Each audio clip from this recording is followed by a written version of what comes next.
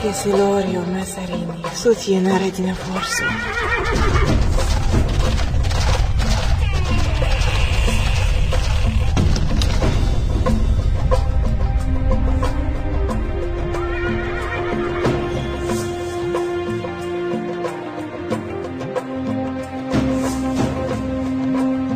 Bonsoir et bienvenue dans Les Aventuriers de l'étrange. Ce soir, nous allons ouvrir le dossier des apparitions religieuses. Et nous allons commencer par un des lieux de pèlerinage qui est le plus fréquenté sans doute au monde. Il s'agit de la basilique dédiée à la Vierge de Guadalupe à Mexico, au Mexique. Une exposition photo lui est d'ailleurs consacrée dans notre Grand Sud. C'est à Toulouse, au consulat du Mexique. Le vernissage a eu lieu jeudi et j'y étais avec mon micro pour recueillir les témoignages du consul du Mexique, le docteur Saint-André. Il nous racontera la ferveur des Mexicains à propos de cette Vierge de Guadalupe. Nous aurons également le témoignage de Pancho, qui est le sudiste sans nul doute le plus célèbre du Mexique.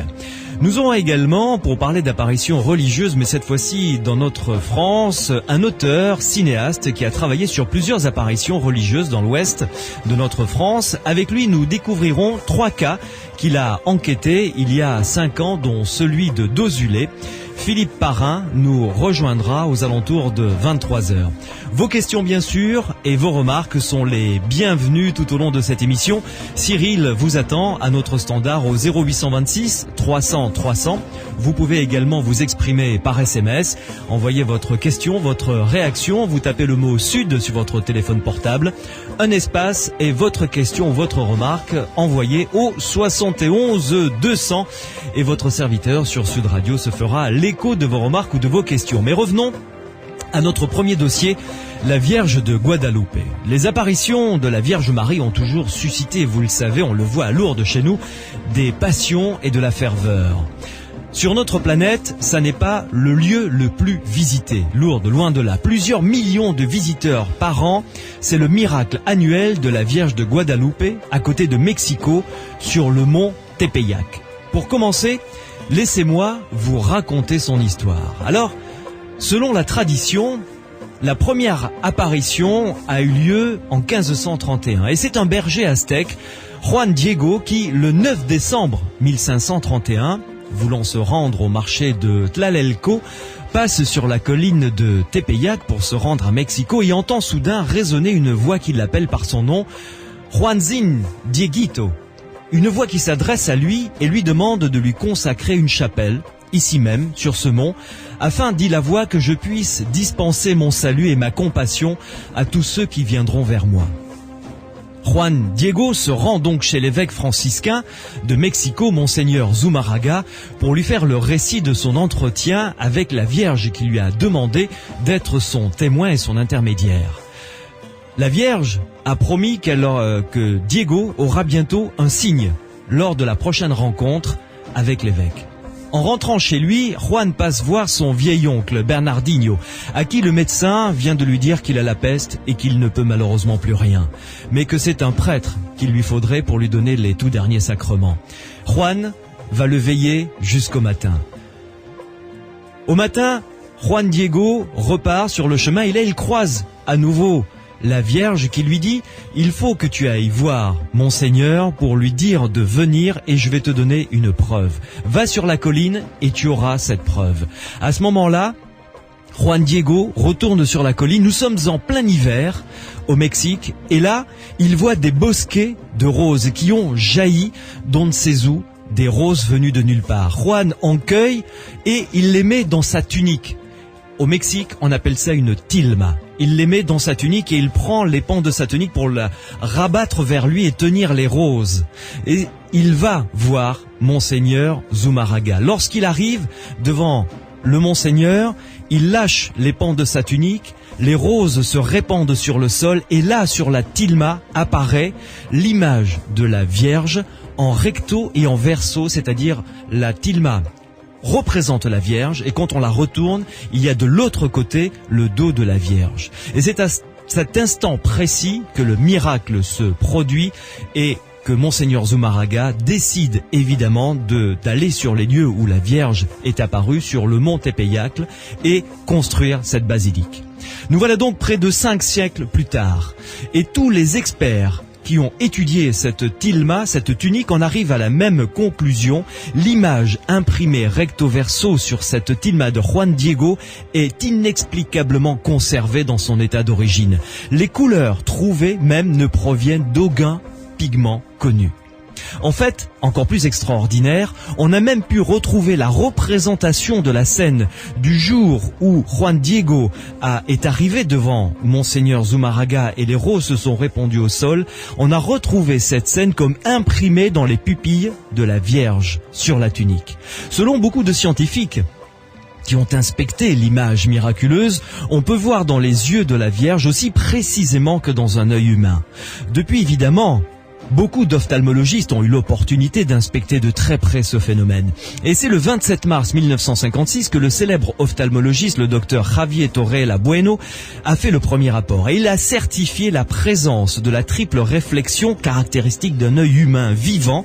Et il a établi que les images qui ont résulté était localisée exactement là où elle était censée être, et aussi que la distorsion des images corresponde bien à la courbe de la cornée. C'est ce que confirmera l'ophtalmologiste plus tard, le docteur Rafael Torreja Lavoigné. En 1979, encore plus proche de nous, le docteur José Aste Tosman, diplômé de l'université de Cornell, passa au scanner à très haute résolution les yeux et puis filtra et digitalisa les images qu'on a vues dans les pupilles de cette Vierge sur la tilma de Juan Diego. Et il a découvert beaucoup de détails fascinants, de nouveaux personnages dans ce message caché qui n'a peut-être pas encore révélé tous ses secrets. Ce soir donc, nous allons ouvrir ce dossier fascinant avec plusieurs invités. Nous allons commencer par le vernissage donc de cette exposition dont je vous ai parlé, une exposition de photos consacrée à la Vierge de Guadalupe, une exposition qui est actuellement au Consulat du Mexique à Toulouse. Je me suis donc rendu jeudi après-midi, le jour du vernissage de cette expo, rencontrer le consul, le docteur de Saint-Martin, consul du Mexique à Toulouse. Docteur de Saint-Martin, bonjour. Bonjour. Alors, je suis présent ici dans vos locaux, dans ce consulat du Mexique à Toulouse, à l'occasion d'une exposition consacrée à la Vierge de Guadalupe, une exposition photo.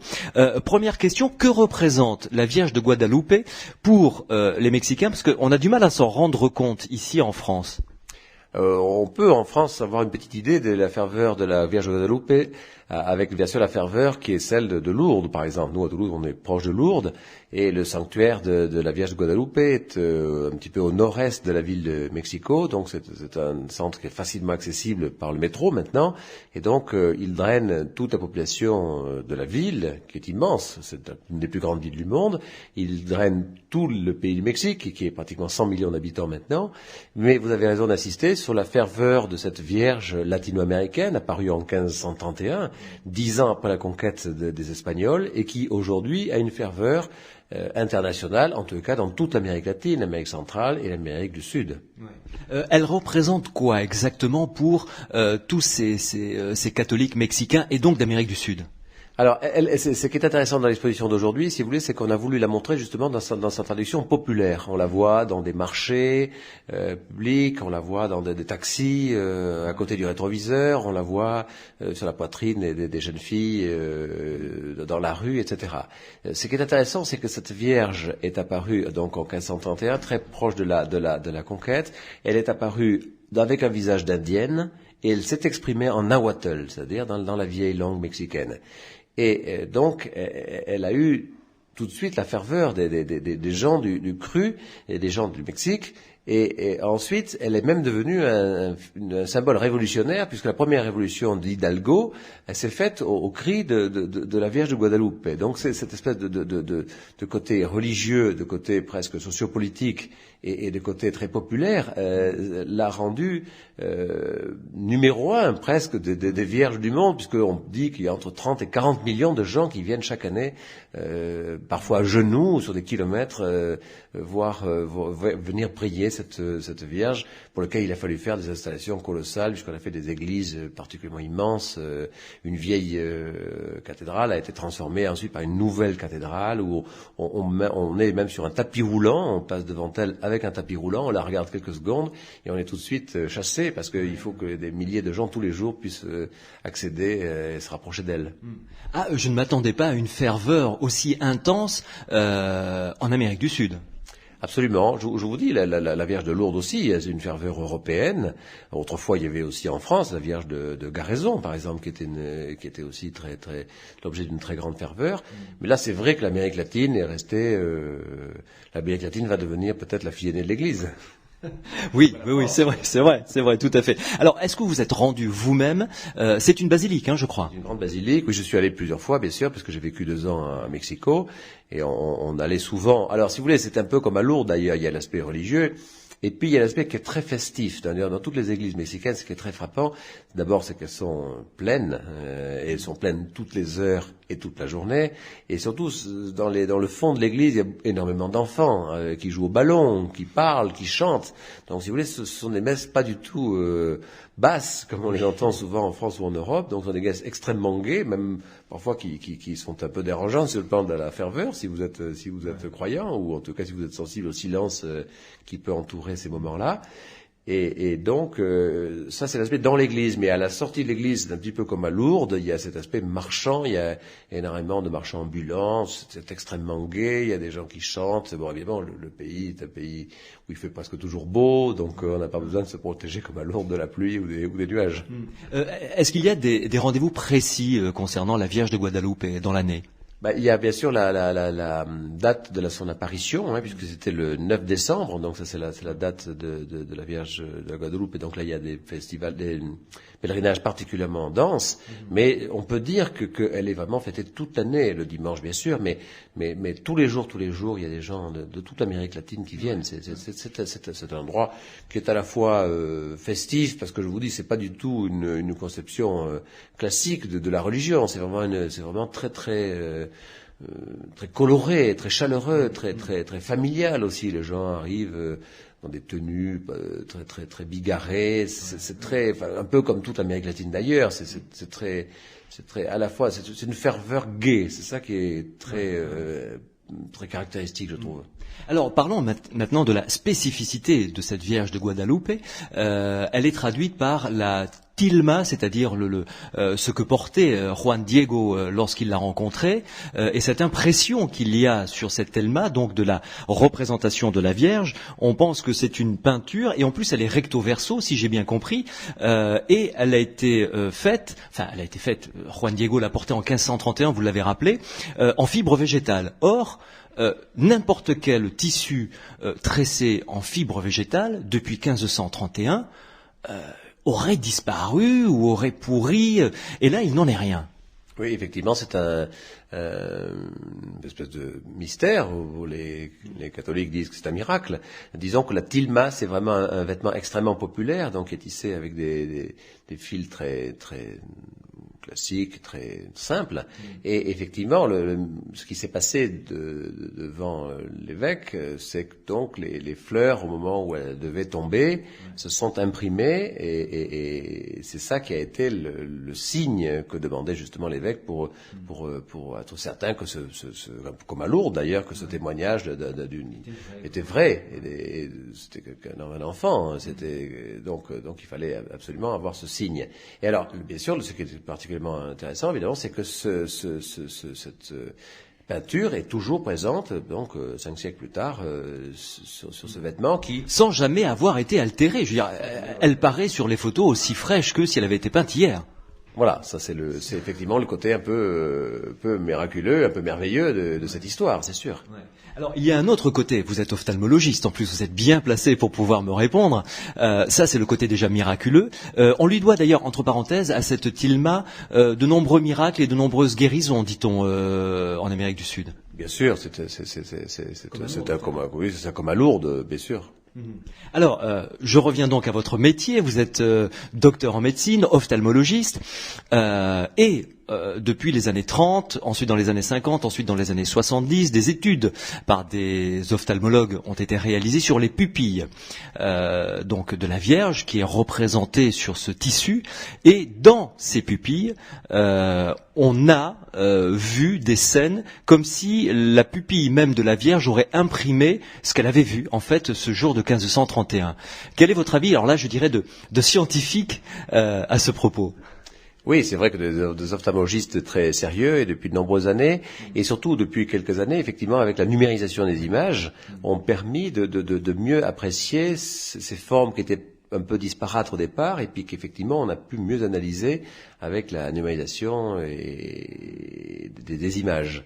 Alors bon, évidemment, ce qui est très troublant, c'est que dans la pupille de la Vierge, il y a la photographie du jeune Juan Diego, et aussi des scènes avec la famille. Alors on a dit que bon, c'était la preuve, bien sûr, puisqu'on voyait ce jeune homme. On a dit aussi que c'était un message favorable à la famille. Donc toutes les interprétations sont possibles. Donc il y a l'aspect effectivement scientifique entre guillemets. Qui est certainement un peu éclairé par la foi, j'imagine, mais effectivement qu'on a retrouvé, qui paraît effectivement aujourd'hui incontestable. On voit ça partout sur Internet, on peut trouver énormément de témoignages sur ces études qui ont été réalisées. Alors, qu'en pense le scientifique comme vous et l'homme après? D'abord le scientifique, ça doit étonner, surprendre, questionner, j'imagine. Oui, moi je n'ai pas d'opinion exactement sur cette question-là, parce que c'est vrai que ça quand on est très rationaliste comme je le suis, c'est vrai que ça paraît un peu surprenant. Maintenant, bon, quand on est scientifique, on doit être d'abord sensible aux faits, et ensuite, bon, il faut peut-être étudier de manière plus précise encore. Moi, je connais pas parfaitement dans le détail cette question-là. Sur le plan de la foi, bon, je pense pas que ce soit un élément fondamental. Disons que c'est plutôt le caractère sociologique du succès de la Vierge de Guadeloupe, et qui d'ailleurs aussi a une place à Notre-Dame de Paris.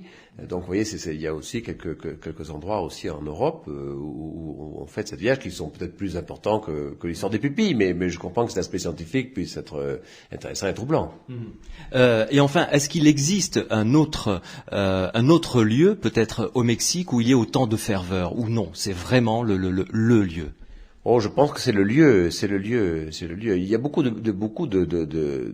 d'endroits très émouvants au Mexique, parce que c'est sûr que beaucoup d'endroits qui sont des endroits qu'on visite, qui sont des sites archéologiques, sont souvent des sites qui sont religieux. Donc c'est sûr qu'ils sont souvent placés. On a parlé ici, par exemple, pour le château Cathare, des citadelles du vertige.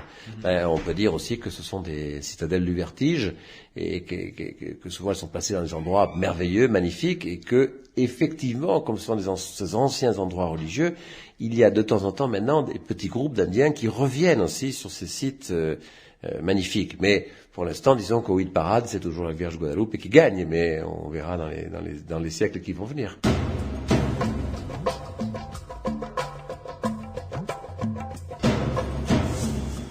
Presque 20 millions de visiteurs par an pour venir rendre leur dévotion à cette Vierge de la Guadeloupe à Mexico, au Mexique. Avouez que c'est quand même fascinant. Et puis, ces images imprimées ou peintes, on ne sait pas, sur les pupilles de la Vierge de Guadeloupe. Je vous rappelle que cette peinture, dont on ne sait pas d'où elle vient, date de 1531. Il y a donc, vous l'avez compris, plusieurs questions tout à fait étonnantes qui se posent.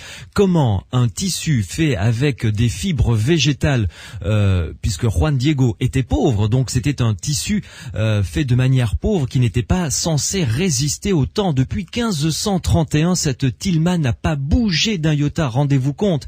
Et les couleurs, les peintures, les couleurs utilisées sur cette tilma n'ont pas fané depuis 1531, ce qui est totalement fascinant. Et puis, comment expliquer ces images que l'on a découvertes bien plus tard, imprimées, peintes, on ne sait pas, sur la pupille, les deux pupilles de cette Vierge de Guadeloupe.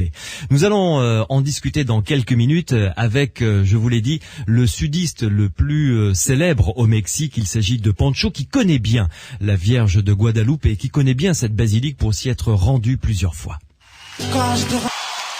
Mama Sam M sur Sud Radio dans Les Aventuriers de l'étrange. Nous avons ouvert le dossier des apparitions religieuses tout à l'heure.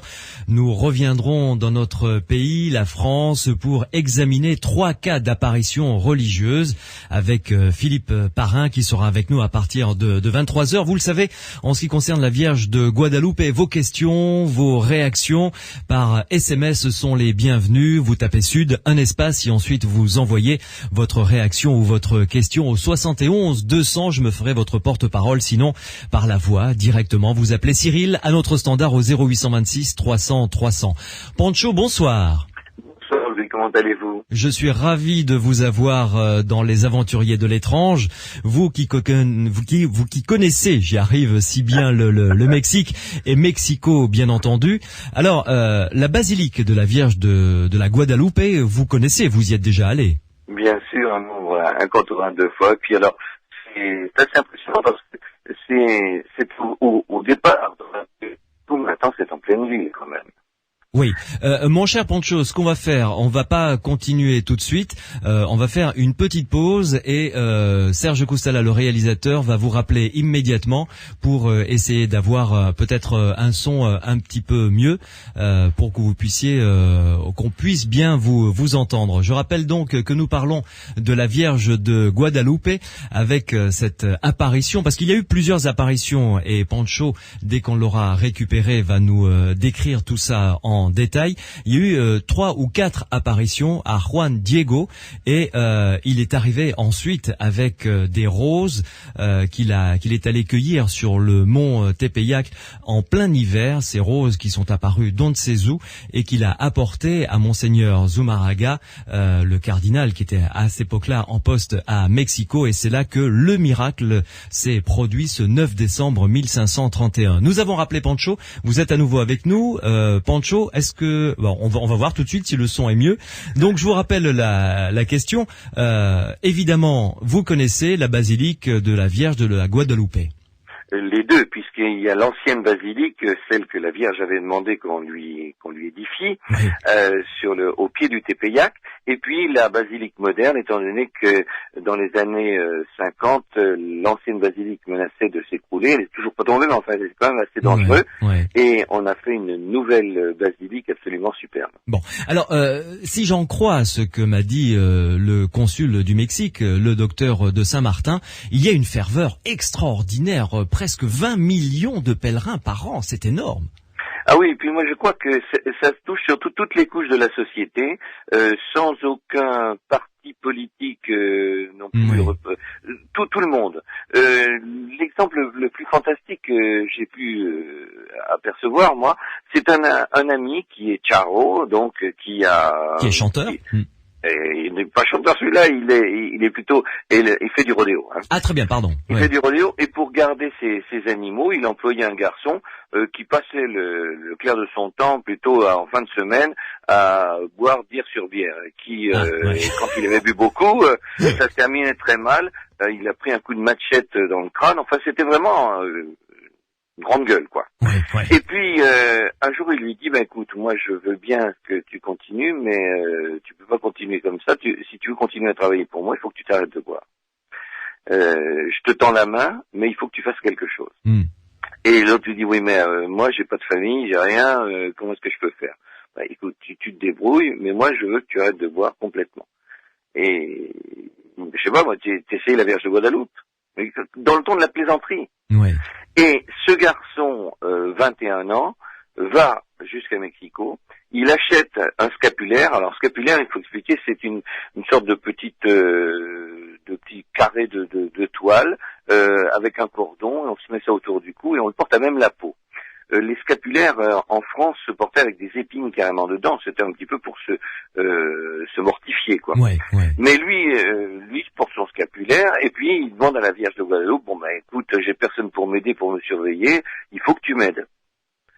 Et incroyable, parce que moi j'ai vu le changement, le changement du jour au lendemain. Plus une goutte. Et il disait lui-même, quand j'avais très très chaud, j'avais l'impression que j'allais tendre la main vers une bouteille de bière et que ma main était retirée en arrière. Alors bien entendu, on y croit ou on n'y croit pas. Ouais. Mais ce garçon est resté plus d'1 an avec son scapulaire sur lui. Il a été remercié la Vierge de l'avoir aidé et depuis il n'a jamais rebu. Extraordinaire. Alors moi je trouve ça fabuleux parce que ce soit un miracle ou pas, le principal c'est quand même d'avoir réussi le résultat. Tout à fait. Hein. Et il est très heureux. Il y a alors des cas comme ça, il y en a des milliers. Ce qui est très drôle sur le parvis de la basilique, on trouve des vendeurs de membres. Pardon? Des vendeurs de membres. C'est-à-dire? Eh ben, des ex-voto en membres. Oui, oui, C'est-à-dire oui. que par exemple, vous avez mal à un coude, eh ben, vous achetez un coude en laiton, et puis vous allez le porter devant la Vierge de Guadeloupe. Il va se passer quelque chose, et vous allez le mettre sur vous en permanence, en collier, etc.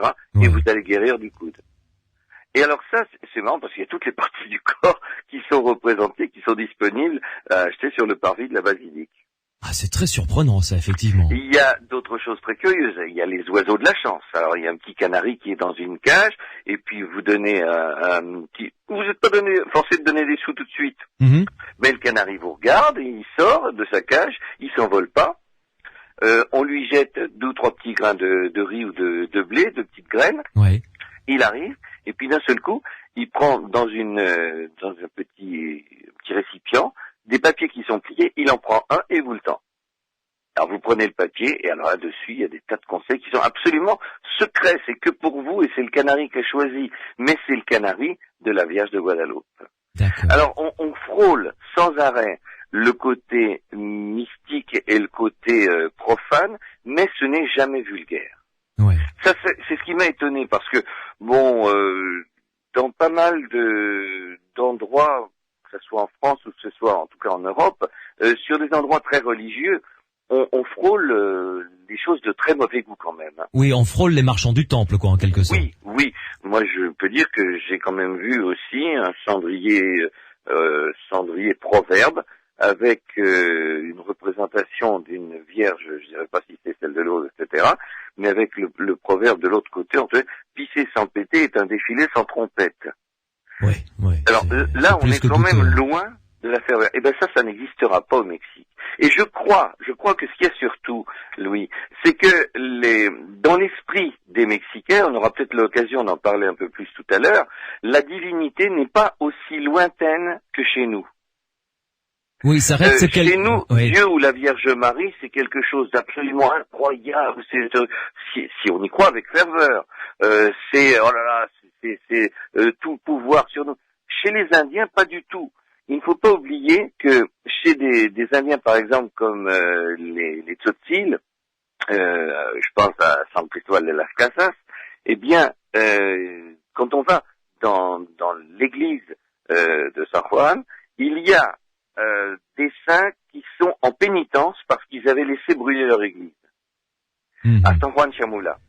Ils avaient laissé brûler leur église, donc on les a punis.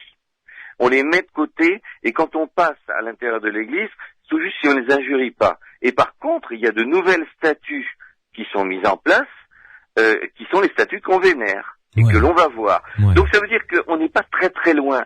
Il faut pas oublier une chose, c'est que dans les religions primaires qui est au Mexique, ce qu'on appelle la amérindienne, eh bien, tout part de l'observation de phénomènes naturels. Le volcan, l'eau, etc. Or, le volcan, prenez-le, il a 2 faces. Soit il est en éruption, il détruit tout, mais sur les laves, c'est quand même C'est très sur les fertile. scories, très fertile. Bien sûr. L'eau, c'est l'inondation terrible, mais s'il pleut pas, c'est la catastrophe. Ouais. Et sans arrêt, vous avez ces 2 faces. Donc finalement, la divinité, on lui parle gentiment pour essayer et puis carrément on l'engueule si on n'arrive pas à faire de bonnes choses. Mm. Et je crois que dans la Vierge de Guadeloupe, là je vais avoir la possibilité de vous en parler tout de suite là-dessus, la Vierge de Guadeloupe n'est pas la mère de Dieu inapprochable, etc. On peut la toucher, on peut la tutoyer. Ouais. J'ai trouvé simplement une chose semblable en France, c'est à Triana, à Séville, où il y a une chanson dans les romerillas, ce qu'on chante dans la Semaine Sainte, où on dit guapa, guapa. Est-ce que et le chanteur dit en chantant, est-ce qu'il y a un autre pays au monde où on peut dire que la Vierge, t'es bien balancée. Parce que Guapa, c'est ça, hein. Ouais. C'est très surprenant. Pancho, Oui. j'aimerais qu'on revienne sur cette histoire qu'a vécu donc cet Indien pauvre en 1531, cet Indien qui s'appelait Juan Diego.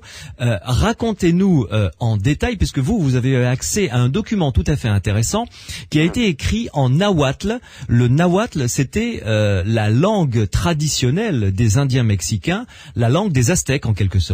Voilà, qui est encore parlé, hein, dans le centre du Mexique. D'accord. Ouais. Et la Vierge va s'adresser d'ailleurs à Juan Diego en nahuatl. Très bien. Alors, racontez-nous cette histoire qui est Voilà. très Alors, poétique et merveilleuse. Ce document, lui, s'appelle le Nika Mopua. Ces deux mots signifient voici l'histoire que. C'est le début, en fait, de la narration. Oui. Et cette narration, faut dire que Juan Diego a raconté à quelqu'un de sa famille, et c'est Don Antonio Valeriano qui a recopié tout de suite en nahuatl. Oui. Donc c'est vraiment la narration des fêtes jour par jour, hein, Mhm. en effet. Ouais. Bon, et puis ça a été traduit ensuite en espagnol. Alors moi j'ai la chance de le posséder avec les deux versions, en nahuatl et en espagnol, et on arrive donc le Mopua a d'ailleurs une histoire assez marrante parce que il a disparu pendant pas mal de temps et on l'a retrouvé, vous savez où? Non. Aux États-Unis. Ah bon, d'accord. Il est dans une bibliothèque aux États-Unis et on a pu en refaire toutes les versions, le photocopier, enfin le mettre sur microfilm, etc. Oui. Alors, racontez-nous ce qu'a vécu Juan Diego. Alors nous sommes au mois de décembre 1531 et la Vierge Marie, Mère de Dieu, notre reine, va arriver sur le Tepeyac. 10 ans auparavant, c'était la conquête du Mexique. Le Tepeyac n'est pas un endroit innocent, c'est à cet endroit qu'on rend un culte à une déesse aztèque qui s'appelle Tonantzin. D'accord. Et puis, Juan Diego, bien ce jour-là, le samedi 6, très tôt, avant l'aube, il se dirige vers Mexico. Il habite dans la banlieue de Mexico. Il habite dans un endroit qui est connu comme Tlatelolco. Il s'appelle Tlatelolco. Ouais. Et puis le soleil se lève à peine. Il arrive au pied de cette colline et il entend des chants d'oiseaux absolument formidables. Et quand les oiseaux s'arrêtent, c'est la colline qui renvoie comme si c'était un écho. Mais il est juste à côté, donc il n'y a pas d'écho possible. Pourquoi est-ce que c'est comme ça? Alors il prête bien l'oreille et il s'entend appeler et il entend Juanito, Juan Dieguito. Toujours avec les diminutifs, les choses très très familières, très douces. Ouais. Alors bon, il se dirige vers le sommet, sans aucune crainte. Et là, il aperçoit, tout en haut de la colline, alors ce qu'il appelle lui Siwapili, c'est-à-dire une donzelle. Oui. Donzelle, c'est la très jeune fille. Hein. C'est 12-13 ans, quoi, quelque chose comme ça. Quoi. 14-15 ans. 14-15 ans. D'accord. Qui est debout. Et elle lui demande de s'approcher. Il admire sa parfaite beauté, les vêtements luisent au soleil levant, et le rocher sur lequel elle se tient lance des éclairs. On aurait dit que dans la roche, il y avait des pierres précieuses. Alors, il dit Sochawapi. Elle est entourée d'un arc-en-ciel, et les buissons alentour, les cactus et les herbes, qui en temps normal sont pas terribles, eh ben, la brille comme des émeraudes, les feuilles comme des turquoises et les épines semblent en or. Oui. Alors ça, c'est un Indien qui découvre ça et lui dit en nahuatl, écoute mon fils le plus petit Juanito, où vas-tu? Alors il dit, je vais depuis ma maison jusqu'à ta maison à Mexico, parce qu'on dit toujours, vous êtes bienvenu dans votre maison quand on parle de chez soi. Oui. Bon.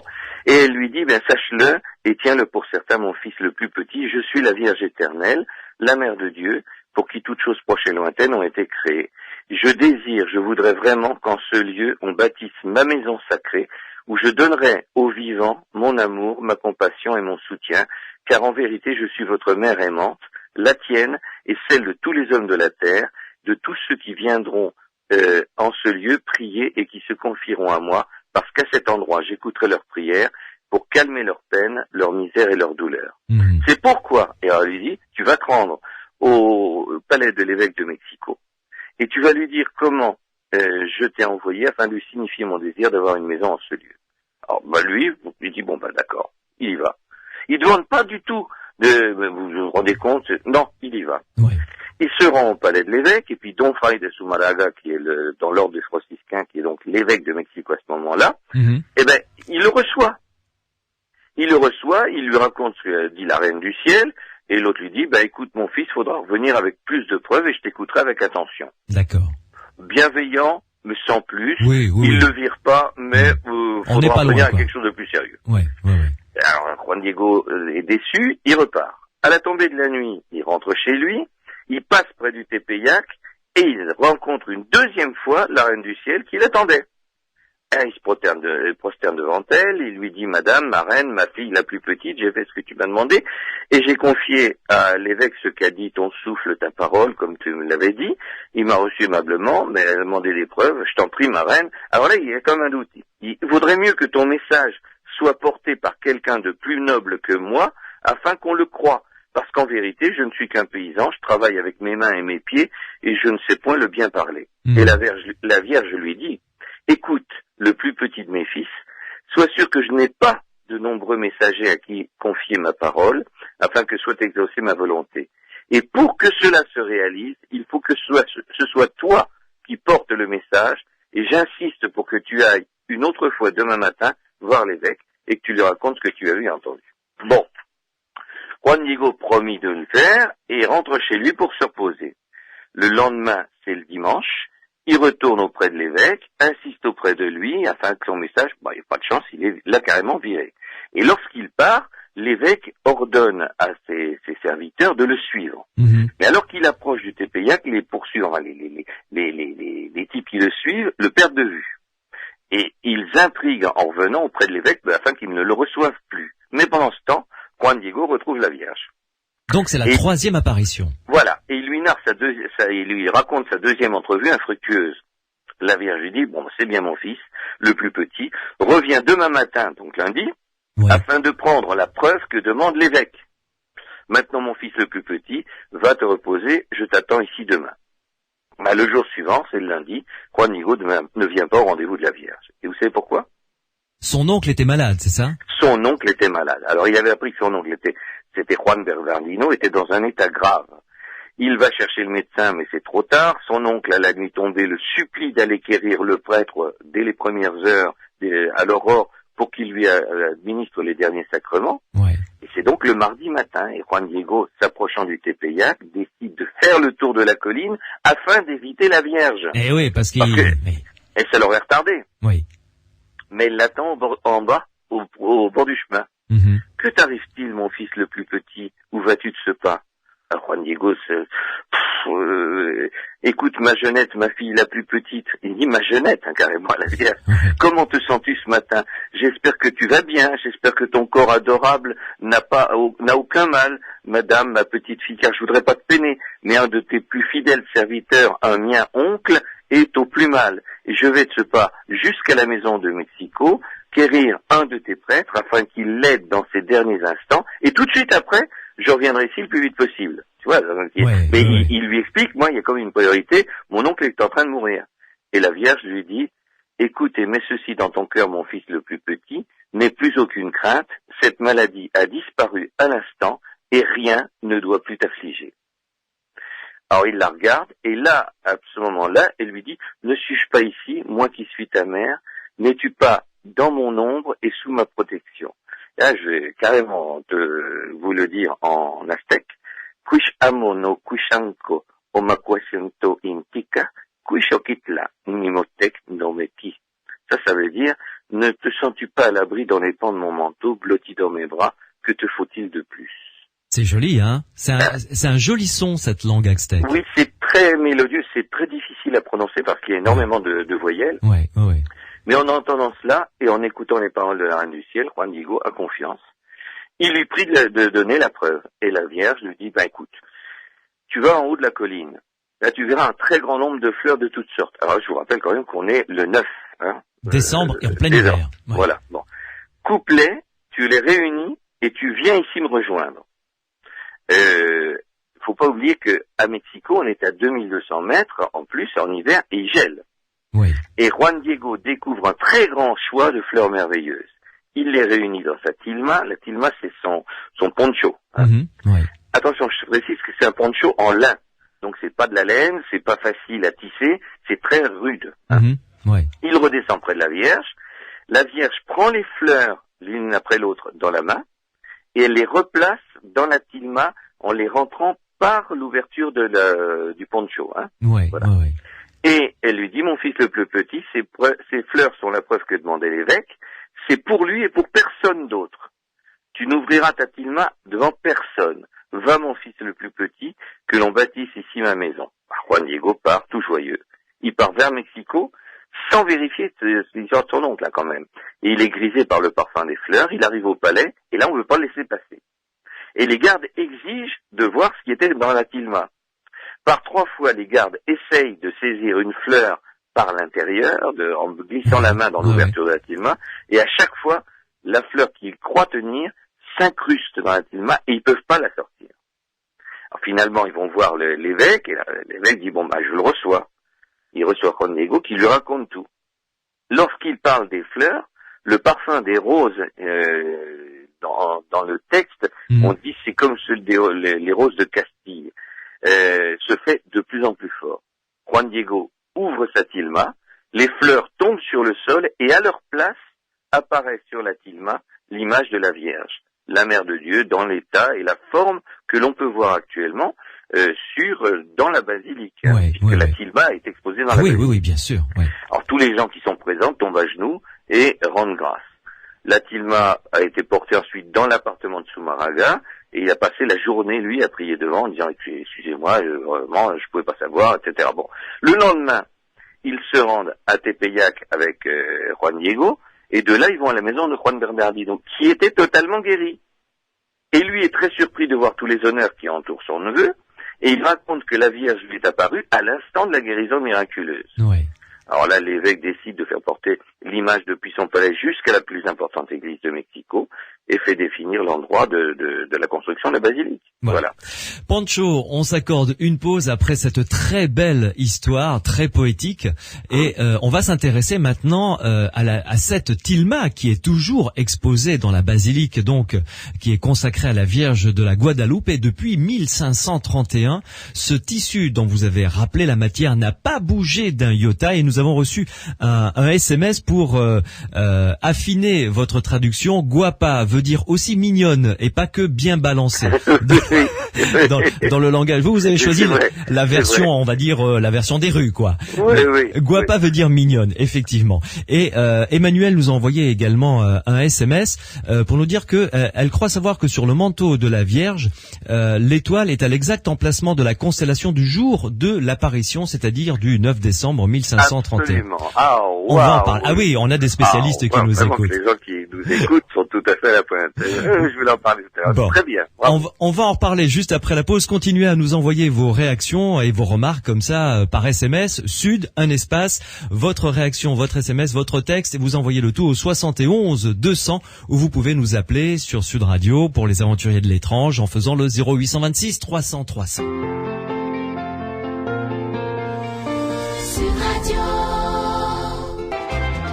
Nouvelle chanson de Raphaël sur Sud Radio dans Les Aventuriers de l'étrange. Le titre de cette jolie chanson, Schengen, dans Les Aventuriers de l'étrange. Nous sommes en compagnie de Pancho pour découvrir ce dossier totalement fascinant de la Vierge de Guadalupe. Il y a une basilique, 2 lieux lui sont consacrés. La basilique a été édifiée, comme nous l'a dit Pancho, il y a quelques dizaines d'années. La nouvelle basilique est énorme, Pancho. Je crois qu'elle peut contenir plusieurs milliers de fidèles, je crois, en même temps. C'est quelque chose de colossal, vu qu'il y a presque 20 millions de personnes qui viennent en pèlerinage par an en ce lieu. Oui, et alors précisons justement que les côtés s'ouvrent totalement, et l'architecte qui a édifié cette nouvelle basilique, c'est celui qui a réalisé également le musée d'anthropologie à Mexico. Oui. Et quand on sait par exemple qu'il y a un immense, on appelle ça le parapluie là-bas, c'est-à-dire une fontaine qui descend et qui est couverte par un toit immense, et ce toit est simplement aubané, oui. mais très légèrement, et avec tous les tremblements de terre, ça n'a jamais bougé. Donc cette basilique, elle, répond à toutes les normes de sécurité. On y entend très très bien à quelque endroit que l'on se trouve dans la basilique ou même sur le parvis. Ouais. Et il faut préciser qu'à n'importe quelle heure du jour, quand on visite la basilique, il y a toujours une messe chantée. Et c'est un endroit de ferveur assez incroyable. Et on voit sur le parvis arriver à genoux, en se traînant à genoux, sur les genoux, parfois on leur met des petits coussins ou des couvertures en dessous pour faire les derniers mètres parce qu'ils ont les genoux en sang, des gens qui sont en pèlerinage, et c'est pas le profil qu'on attendrait de pèlerins, c'est des mômes, c'est des jeunes filles, c'est impressionnant. Il y a également, ils ont installé, tellement il y a de monde, un tapis roulant qui passe devant la tilma pour que les personnes ne restent pas, j'allais dire, agglutinées devant cette image pieuse, devant cette tilma, ce qui fait que les personnes ont quelques secondes pour apercevoir cette tilma et ensuite s'éloigner, hein. Oui, mais enfin, ça roule tout doucement. On a le temps de faire les photos, de filmer, et c'est d'ailleurs absolument pas mal pris que l'on filme, que l'on fasse des photos, parce que dans l'esprit des Mexicains, il s'agit encore une fois, ça ne serait pas un sacrilège de prendre la photo, parce que c'est vraiment la mère universelle de tout le continent américain, de tous les latinos en particulier. Pancho, nous accueillons Emmanuel qui nous appelle de l'Aveyron sur Sud Radio. Bonsoir Emmanuel. Bonsoir. Alors, vous nous avez envoyé un SMS avec votre numéro de téléphone, donc j'invite ceux et celles qui écoutent Sud Radio ce soir pour les aventuriers de l'étrange de faire comme vous, si vous voulez intervenir, venir poser votre question. Alors vous avez, et ça je ne le savais pas, pourtant j'ai épluché le dossier. J'ai essayé d'éplucher le dossier le plus précisément possible. Alors, le manteau de la Vierge, je décris un petit peu quand même cette Vierge, comment elle est. Elle a les mains jointes, le visage de 3/4 face, les paupières mi-closes, et elle a sur la tête et sur les épaules un manteau bleu avec des étoiles dessus. Je m'en suis aperçu après d'ailleurs en lisant votre SMS, parce que alors là je lui dis attendez, il y a un truc qui m'a échappé.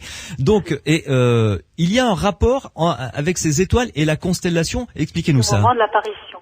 Alors dites-nous Emmanuel, oui, parce que ça je le savais pas ça. Oui. Au moment de l'apparition, la constellation du ciel est exactement comme sur le manteau de la Vierge. Voilà. Ah d'accord, comme était... Et il n'y a pas que ça, hein. Il n'y a pas que ça. Oui, enfin moi je connais les pupilles. Là je viens de découvrir la constellation d'étoiles. Pancho, vous en avez entendu parler ça? Oui, et puis il y a le petit ange qui se trouve en dessous, qui est le messager. Voilà. Alors attendez. Alors il tient un couffin. Alors, enfin, que si vous retournez l'image, la tête en bas, la Sainte Vierge. Oui. Ce qu'on croirait le pied en fait de la Sainte Vierge, c'est une tête d'enfant. Voilà. C'est le petit Jésus. Ouais. Ah d'accord. Et on montre que la Vierge est vierge parce que le nœud noir qu'elle a à la taille, c'était là-bas au Mexique la preuve d'une jeune fille qui n'avait pas encore été prise en mariage. Qui n'avait pas encore connu les épousailles. D'accord. Voilà. Vous avez bien fait d'appeler Emmanuel, hein? C'est très bien. Parce qu'il y a des choses qui m'ont échappé. Et la robe de la Sainte Vierge. Oui. Emmanuel a été la voir dans la basilique, non? Non, mais je suis vraiment captivée par cette Vierge. J'ai une image dans ma main, là. Ouais. Je l'ai constamment. Oui. Et alors, Louis, si Emmanuel pouvait laisser ses coordonnées, je me ferais un plaisir de lui envoyer. Ici, on a des images, puisque Martel a été la première ville française jumelée à une ville mexicaine. Et la première fois qu'on a fait la messe de la Vierge de Guadeloupe, puisqu'on fait chaque année le 12 décembre la messe de la Vierge de Guadeloupe dans l'église de Martel, eh bien, d'abord, ça me ferait plaisir que pour décembre qui vient, Emmanuel vienne nous rejoindre. Oh là là, ça sera pas possible. Ça sera pas possible. À Martel. À Martel, dans le Lot, c'est pas au Mexique, hein, c'est pas à Mexico. Oui, c'est bien, mais ça sera pas possible. Bon. Mais alors, dites-moi, Emmanuel, donc vous nous avez parlé de la constellation, les étoiles qui sont dessinées ou imprimées, je ne sais pas, sur le manteau de la Vierge représentent la constellation telle que le ciel était en 1531.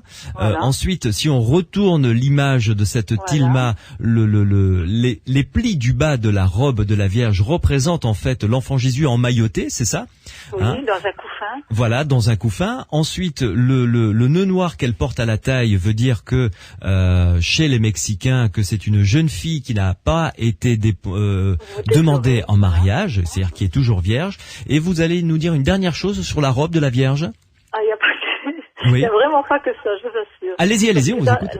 Sur la robe, en fait, tous les dessins qu'il y a, c'est les reliefs du Mexique. Très bien. Oui, c'est vrai, en plus, ouais. Voilà. D'accord. Mais ça, vous pouvez le faire vérifier, hein. Oui. Oui. Est-ce qu'Emmanuel a entendu parler des yeux de la Vierge? Comment? Est-ce que vous avez entendu parler des pupilles de la Vierge? Oui. Alors ça aussi, c'est fascinant. Ça, c'est fascinant, hein. Ah oui, complètement. Alors, on va en parler, justement. Merci Emmanuel, de nous avoir appelé. Et entre les mains de la Sainte Vierge, oui. Elle a les mains jointes. Oui, exact. Là, on ne voit pas bien, sur certaines images, on ne voit pas bien. Oui. Mais elle tient quelque chose de lumineux, comme un cœur. Exact, voilà. Oui. Il y a quelques rayons qui sortent de la main, c'est vrai. Voilà. Oui, c'est vrai. Mais on ne voit pas bien, là, sur l'image. D'accord. Voilà. Eh ben, écoutez, merci Emmanuel, Bravo. Je savais pas qu'on avait une spécialiste de la Vierge de Guadeloupe et de notre Grand Sud, dans l'Aveyron. Oh, mais j'en suis une malade. Je l'invite à venir voir, si elle peut venir jusqu'à Toulouse, l'exposition de photos de... Ah oui, au consulat. Campos, au consulat. Je vais partir en Israël, alors... Bon. Étudier de très près Jérusalem, on vous appellera pour nous en parler alors. Voilà. Merci Emmanuel. Alors je raccroche. Bonne soirée, oui, et restez avec nous. Merci, et restez à l'écoute des Aventuriers de l'étrange, puisque tout à l'heure on va parler d'autres apparitions religieuses, mais en France, cette fois-ci dans l'ouest de la France, avec Philippe Parrain qui va venir nous rejoindre. Alors, Pancho, parlons un petit peu parce que vous en avez parlé, vous l'avez évoqué rapidement, ce tissu avec lequel donc est fabriquée la tilma. Je rappelle que cette tilma, ce tissu date de 1531. Oui, il a été daté, là il n'y a pas d'erreur possible, et c'est du lin. Oui. Donc ça veut dire qu'au niveau tissage, c'est très rustre, très difficile de pouvoir peindre dessus. Et les études qui ont été faites sur le plan chimique, les analyses chimiques de la tilma et des endroits qui sont sur lesquels se trouve cette image de la Vierge, il ne s'agit pas de peinture, ça c'est certain. Il ne s'agit pas non plus d'éléments photographiques, comme par exemple sur la reproduction des grottes de Lascaux, où on a projeté, on a remis, on a remodelé sur un relief exact comme celui de la grotte, l'image. Non, c'est pas ça non plus. Mais ça fait vraiment partie, les fibres sont totalement traversées et on pourrait dire que c'est dans 3 dimensions. Et ce qu'il y a de formidable, c'est que quand on a examiné cette chose-là, c'est un Allemand qui a fait ses recherches au microscope électronique en poussant un maximum pour pouvoir... Et puis, son attention a été attirée par les pupilles. Oui. Alors, il faut quand même signaler que la taille, vous imaginez bien, donc, ce que représente un poncho déployé complètement, la figure d'une Vierge Sud, donc elle est plus petite qu'un homme de taille normale pour nous, de toute façon, la figure. Donc, vous imaginez que les pupilles, c'est grand comme un peu plus grand qu'une tête d'épingle. C'est vraiment très petit. Oui. Mettons entre une épingle et un petit pois, voilà. Un petit pois, allez, on va dire, en plus alors, un extra fin, Oui. Bon. Oui. En plus, elle a les yeux mi-clos, en plus. Oui, et en plus, elle a les yeux mi-clos. Oui. Et il a, fixé son attention et son microscope électronique sur cette zone-là. Et, badaboum, il découvre des images rétiniennes. C'est-à-dire que quand nous regardons, nous, un paysage, en fait, il est inversé et il s'imprime dans notre cerveau. Et c'est notre cerveau qui remet la chose à l'endroit. Voilà. Eh bien, ces images rétiniennes existent à l'intérieur des yeux de la Vierge de Guadeloupe. Et si on regarde, bien, ça voudrait dire que dans ces images, on voit ce qu'aurait vu la Vierge si elle était présente en train de regarder ce qu'il y avait en face d'elle au moment où elle apparaît. C'est ça. Et on voit l'évêque de Fray Sumaraga, Don Fray de Sumaraga, et on a su plus tard qu'il était barbu et chauve, car effectivement, donc quand il a fait cette étude-là, ce brave Allemand n'était pas au courant de cette chose-là. Eh bien, Fray de Sumaraga était bien chauve et barbu. On le voit. On voit Juan Diego avec d'ailleurs sur la tête une sorte de petit calot qui était porté par les Indiens à ce moment-là. Ensuite, ça s'est pratiquement plus fait et on retrouve Juan Diego. Et alors là, c'est assez impressionnant. On a donc aussi une personne qui est à genoux et on voit ces personnages. Bon, on peut dire qu'on voit tous les détails, faut pas exagérer. n'oublions pas que c'est des grossissements au microscope électronique. Oui. Mais c'est net. Donc ça, c'est impossible à reproduire, même pas avec un microscope électronique, pour arriver à cette précision-là. Donc, là, on y croit ou on n'y croit pas, mais... Enfin, c'est pas question d'y croire, puisque ça a été montré de manière photographique. Ah oui. Et que ça, bon, c'est un fait, ça existe.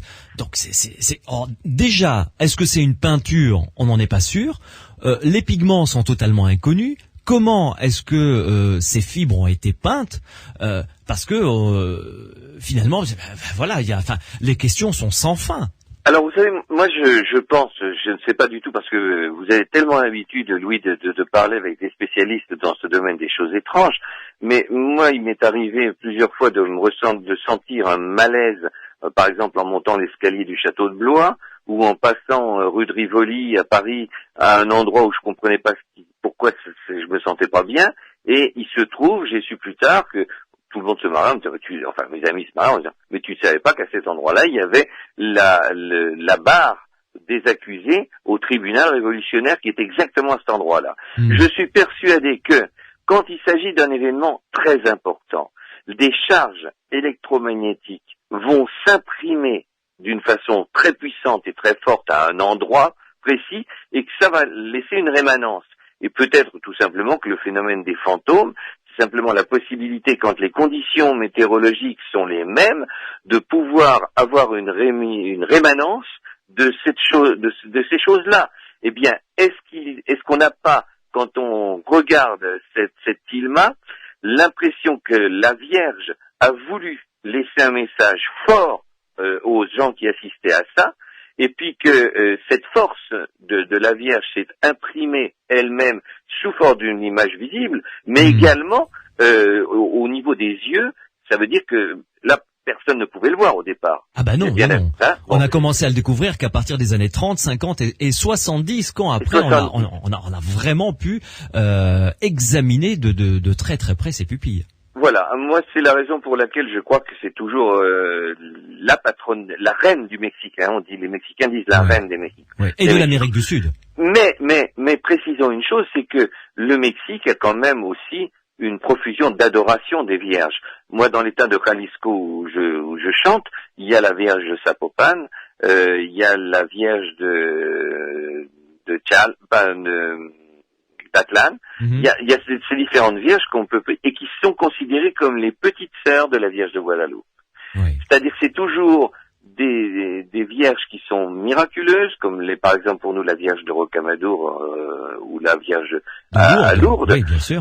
Mais ce sont des représentations un peu inférieures au niveau force à la Vierge de Guadalupe, qui est vraiment celle qui règne sur l'ensemble des latino-américains. Oui.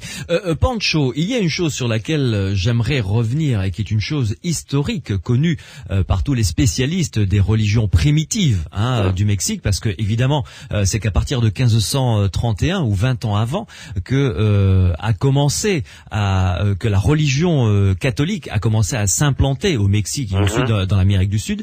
Le lieu où est apparue la Vierge à Juan Diego n'est pas un lieu anodin. Voilà, mais c'est 10 ans pile là, poil, c'est étonnant, ça. C'est 10 ans, et c'est le lieu où on a un culte à Tonantzin.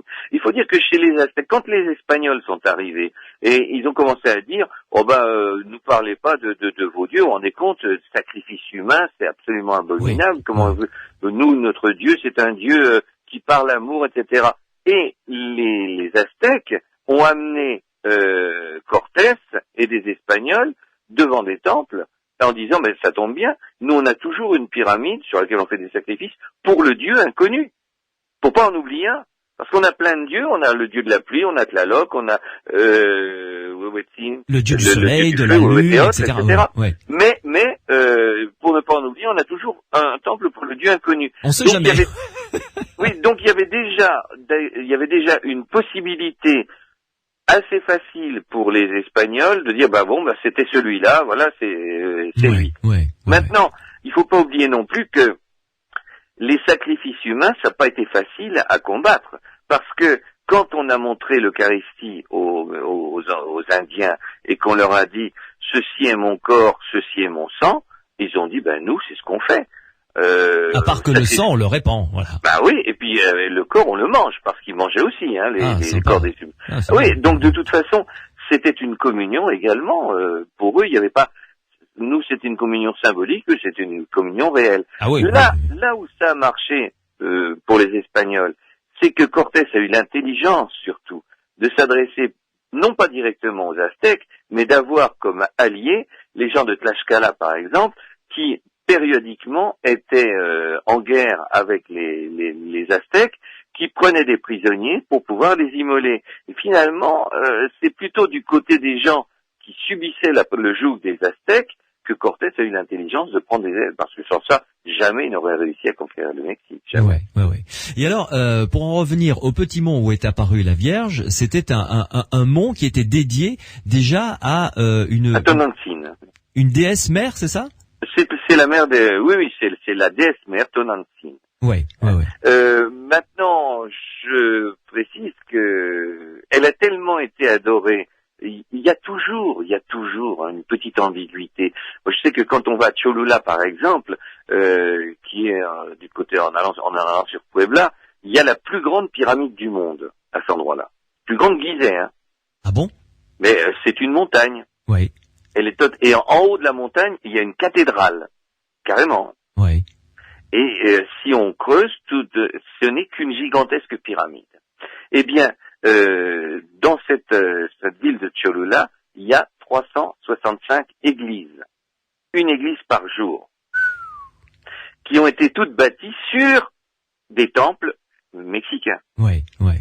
Et dans ces églises, eh bien, quand on regarde bien, les croix qui sont présentées sont des croix très souvent ornées d'un œil de Dieu. Un œil de Dieu, c'est une croix indienne, hein, ou de symboles touchant à la fertilité du sol, des rameaux, etc. Mais c'est toujours...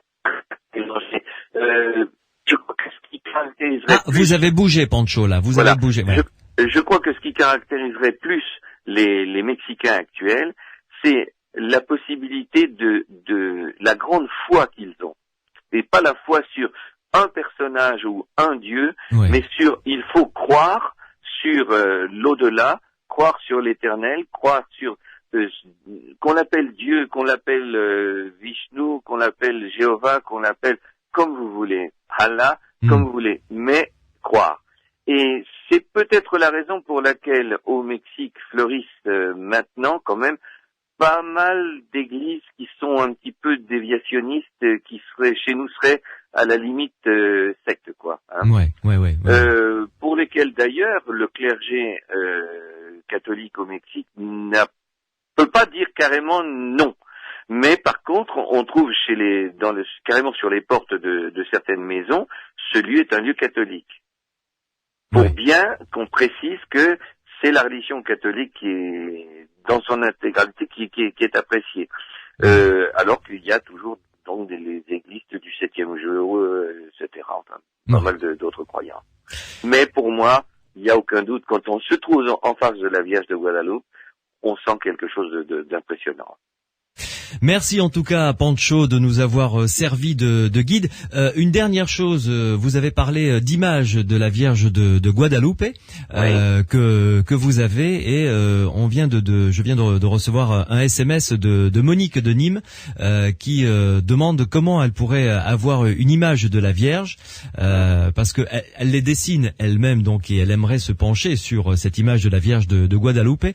Qu'elle vous contacte directement à Martel, à Reptiland, dans le Lot. Absolument. Vous lui donnez hors antenne, ou vous le pouvez donner à l'antenne. On peut donner votre numéro de téléphone. Donnez-le maintenant, comme ça, elle pourra le noter. 05 65 37 41 00.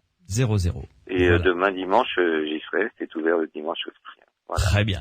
Merci. Alors surtout, manquez pas, si vous êtes sur Toulouse, d'aller voir cette exposition d'Olivia Campos de Gallo, parce que là, il y a toutes les représentations de la Vierge de Guadalupe. Il y a une très belle photo, Il y a la chasuble qui a été offerte par le curé de Tequila au curé de Martel, représentant la Vierge de Guadalupe, et c'est un grand moment c'est une broderie superbe, absolument merveilleuse. Qui est très jolie, je l'ai vu, effectivement. Il y a un t-shirt représentant la Vierge de Guadalupe, que portent des jeunes carrément dans la rue. Ça les gêne pas. Et on affiche carrément ses croyances. Et ça, c'est peut-être là-dessus que je voudrais terminer peut-être. C'est que la force de la Vierge de Guadalupe au Mexique est telle que quand on a des Indiens Huichol qui sont venus ici, qui sont animistes, mais qui vénèrent la Vierge de Guadalupe aussi. Oui. Ils ont dit, mais qu'est-ce qui se passe en France? Pourquoi est-ce que on voit pas ces images là sur les t-shirts des jeunes? On voit les Zeppelin, on voit des tas de trucs comme ça, mais on voit pas des images de la Vierge. Pourquoi vous avez honte? Et carrément, c'est la remarque d'un Indien. Vous avez honte de dire que vous pouvez croire en Dieu ou en la Vierge, etc. Mais pour nous, c'est des vedettes comme Johnny Hallyday, etc. On peut vénérer, clamer bien fort son amour et porter comme un drapeau sur sa poitrine ou sur son dos l'image de la Vierge de Guadalupe parce que ça fait partie de notre vie de tous les jours. Merci beaucoup, Pancho. Je rappelle donc à Monique de Nîmes qu'elle vous appelle directement à Martel dans le Lot à Reptiland au 05 65 37 41 00 et vous lui enverrez une image de la Vierge de Guadalupe et ceux qui sont en Midi-Pyrénées et du côté de Toulouse, et si vous en avez l'occasion, allez visiter cette exposition donc au consulat du Mexique à Toulouse qui est au 34 rue Aubuisson à Toulouse. Vous allez dans l'annuaire, vous allez le trouver très rapidement. Il y a une très belle exposition de photos. Nous allons continuer dans les aventuriers de l'étrange à ouvrir les dossiers concernant les apparitions religieuses, mais cette fois-ci on va retraverser une bonne partie de notre planète pour revenir en France. Et Philippe Parrain, qui est cinéaste et qui a travaillé avec Georges Bertin, entre autres, et tout un aéropage de scientifiques à l'étude d'apparitions comme ça religieuses, va venir nous rejoindre sur Sud Radio pour évoquer 3 cas, dont un qui s'appelle le cas de Dozulé, qui s'est produit dans les années 72 jusqu'à 78, qu'il a enquêté de manière très précise.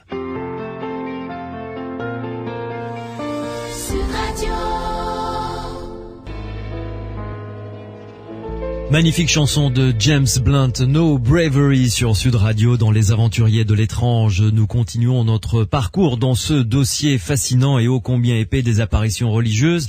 Après la Vierge de Guadalupe et au Mexique, nous allons revenir en France avec un autre témoin.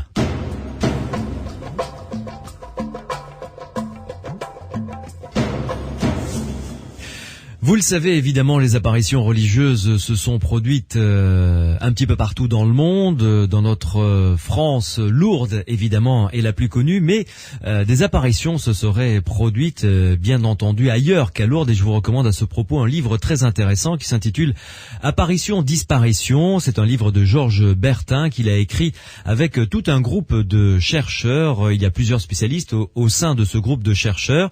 Et vient de nous rejoindre Philippe Parrain, qui est cinéaste, qui a enquêté sur 3 cas pour ce livre, qui a travaillé aux côtés de Georges Bertin pour réaliser un documentaire sur les apparitions, plus sur le côté sociologique et ethnologique de ces événements. Le livre est aux éditions Déclin de Boer. Philippe Parrain, bonsoir. Bonsoir. Merci de venir nous rejoindre pour nous faire part de ces enquêtes que vous avez fait concernant ces 3 cas. C'était quoi, dans les années 99, 98 à peu près, hein? L'enquête, oui, a été faite à ce moment-là. Les cas d'apparition s'étagent un peu plus, bien sûr. Oui. On va évoquer avec vous 3 cas que vous avez étudiés. On va commencer par le plus récent, celui de Dozulé, qui s'est produit dans les années 70. Ensuite, avec vous, on découvrira un autre cas qui s'est déroulé en 1947. Et enfin, on terminera avec un cas beaucoup plus ancien, le cas de l'Aphrodé, qui s'est déroulé en 1873. Alors, vous êtes cinéaste, donc vous êtes un homme de l'image. Dites-nous d'abord où se situe Dozulé. Dozulé, c'est en Normandie, donc entre Caen et Lisieux. Ouais. Et qu'est-ce qui vous a attiré dans ce cas qui s'est déroulé donc entre 72 et 78, c'est ça? C'est ça, exactement. Une quarantaine d'apparitions de la croix, de Saint-Michel et surtout du Christ. Donc, une quarantaine d'apparitions entre 72 et 78, oui. Ah oui. Dans quelles circonstances? Expliquez-nous ça. Alors, assez rapidement parce que c'est assez complexe. Ouais. Mais c'est une femme, mère de famille, 48 ans, je crois, qui un soir, une nuit plutôt, regarde par la fenêtre et voit une énorme croix lumineuse se dresser dans le ciel. Ouais. Donc, elle revoit cette croix plusieurs fois. Et ensuite, à l'entrée de l'église, puis dans l'église, elle rencontre le Christ, donc qui lui apparaît. Ouais. Et ces apparitions vont se renouveler dans l'école des sœurs de Zulé. D'accord. Donc toujours avec un message un peu de châtiment. Le monde va mal, il faut se racheter, disons. Bon, la fin du monde est proche, enfin le châtiment est proche, mais il faut se racheter en édifiant une croix de 738 mètres de haut. De combien ? 738 mètres de haut, au-dessus de la colline où la croix est apparue initialement. D'accord. Et alors, on est d'accord, enfin, si j'ai bien compris ce que vous m'avez dit, les apparitions, il n'y a qu'une seule personne qui les ait vues. Cette fois-ci, oui. D'accord. Mais cette femme se trouve entourée de déjà le curé qui est très sympathisant et des sœurs de l'école, donc ils forment un petit groupe autour d'elle et qui font un peu caisse de résonance autour d'elle, voilà. Oui, qui la soutiennent et qui croient en ses apparitions. Voilà. D'accord. Mais cette dame, parce que je suppose que ça doit surprendre quand même quelqu'un, quand elle a ses premières apparitions, elle en parle tout de suite ? Non, justement, elle se montre, elle veut pas trop en parler, elle en parle juste à son curé au départ, et encore de façon indirecte, et puis petit à petit, effectivement, c'est plus le groupe qui se forme autour d'elle qui en parle qu'elle-même. Ouais. Et qu'est-ce qui se produit ensuite ? Ensuite, disons après 78, les apparitions cessent. Ouais. Mais effectivement, le message est passé, a été diffusé par différents biais, et donc ça devient un peu plusieurs groupes plus ou moins sectaires s'emparent du message, le publient et essayent de récupérer effectivement ce phénomène, sachant que la brave dame, elle, se tient à l'écart de tout ça. Et ne veut pas se mêler à toutes ces affaires. Enfin, pas trop se mêler. Enfin, elle témoigne individuellement, mais tous les ans, il y a un pèlerinage qui rassemble une dizaine de milliers de personnes, je crois. Ah, quand même. Ouais. Oui, le 28 mars, donc date anniversaire la première apparition. Mais la voyante, elle, ne participe pas à cette manifestation. D'accord. Ah, parce que cette dame à qui ces apparitions se sont produites est voyante. On l'a dit voyante, c'est le terme qu'on utilise pour les apparitions. D'accord. Donc elle n'est pas voyante. Pardon. D'accord. Non, c'est le terme que l'on utilise pour parler de gens qui ont des apparitions. Très bien, d'accord. Et alors, vous l'avez rencontrée, cette dame ? Oui, absolument. Bon, c'était pas évident parce que comme elle ne voulait pas trop parler de tout ça, il a fallu arriver modestement, mais elle nous a accueillis finalement. Et elle a tout à fait les pieds sur terre. Enfin, disons, elle est complètement convaincue. Je crois qu'elle ne bluffe pas, qu'elle est complètement sincère. Ouais. Et la preuve, elle n'a profité en rien de ces apparitions, puisque, comme vous l'avez dit, elle s'est tenue à l'écart finalement. Oui, elle en a plutôt pâti, disons, parce que elle est obligée de se cacher un peu, et je crois qu'elle le regrette. Ah oui, effectivement. Et puis, en plus, elle s'est retrouvée pendant tout le phénomène, elle s'est retrouvée un petit peu en porte-à-faux entre ce qu'elle voyait et ce que le curé et son petit groupe constataient, et l'évêché et les autorités de l'Église qui ne voulaient pas en entendre parler, qui n'ont jamais accepté le phénomène, donc qui ont fini par écarter le curé, d'ailleurs lui transférer ailleurs, et donc elle était en porte-à-faux entre l'autorité de l'Église officielle et ses convictions. Ouais. Et est-ce que vous avez, quand vous l'avez rencontrée, vous en avez discuté avec elle, vous nous l'avez dit un petit peu, cette dame psychologiquement semble bien solide. C'est ce qui me semble, tous les gens que j'ai rencontrés un petit peu autour de ce cas d'apparition, je crois que c'est elle qui a les pieds le plus sur terre. Ce qui est paradoxal. Qui est complètement, vraiment, c'est une mère de famille. Elle a sa famille autour d'elle. vraiment aucun problème apparent. Et qu'est-ce qui vous a étonné ou choqué lors de cette enquête? Vous avez parlé de plusieurs groupes qui ont essayé de récupérer ce fait. C'est effectivement l'exploitation qui en est faite. Bon, c'est ce qui est tout est étonnant, disons. Déjà, le récit lui-même des apparitions est étonnant et passionnant parce que de ce point de vue. Et puis d'autre part, dès qu'on arrive là-bas, effectivement, il y a une ancienne amie, de cette voyante qui a acheté le terrain où s'est produit l'apparition et qui a créé une association qui et je ne sais pas, là je suis un petit peu décalé parce que je n'y suis pas retourné récemment, mais tous les jours qu'il vente, qu'il neige, quoi, elle est sur la butte pour dire le rosaire vraiment tous les jours.